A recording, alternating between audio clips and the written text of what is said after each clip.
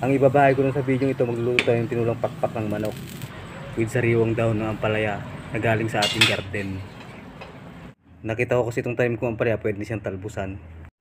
Medyo umambon kasi ngayon, kaya ang sisigla ng mga talbos niya para silang nakangiti.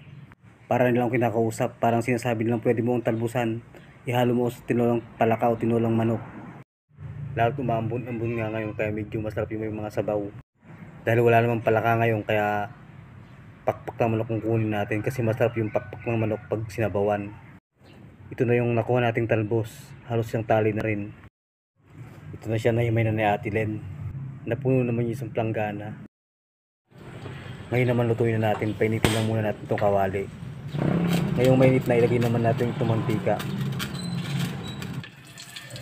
Mainit na, pumuputok na itong mantika. Pwede na natin ilagay itong marikado, itong sibuyas, bawang at luya. Pinagsabay-sabay ko lang silang ilagay. Ngayon na ilagay na, halu-haluin natin para hindi masunog. Igisa lang natin ng konti hanggang magkulay brown yung bawang. Yan, umamoy na itong bawang, tsaka nagkukulay brown na rin. Pwede natin ilagay itong pakpak ng manok. Igisa lang natin ng konti hanggang magmantika.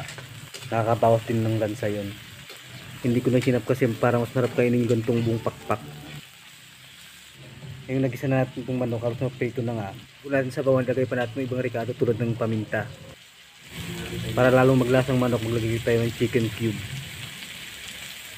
Saka natin ngayon sa bawan, dahil nalagay natin lahat ng ricado. Ilubog lang natin ng konti yung chicken cube na nilagay natin, saka natin haluin ng konti bago natin takpan. Yan, takpan na natin. Antayin na natin kumulo hanggang sa lumambot. Yan, kumukulo na, hintayin na lang natin lumambot. Tingnan naman natin ngayon kung malambot na. Yan, tusukin lang natin.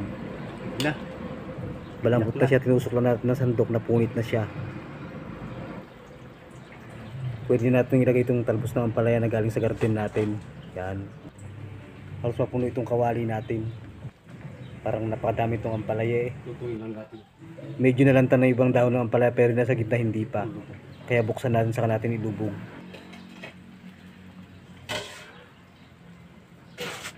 Hindi ko ito haluin, ilulubog ko lang yung mga dahon pang hindi pa naluto para maluto. Tutuin lang natin ng konti itong ampalaya. Huwag natin na-overcook itong dahon ng ampalaya kasi baka pumait. Kapag nalubog na natin ang ampalaya hindi pa naluto, pwede na natin takpan at saka patay na rin yung apoy. Hayaan na natin ang magluto sa kanya yung natirang init niya.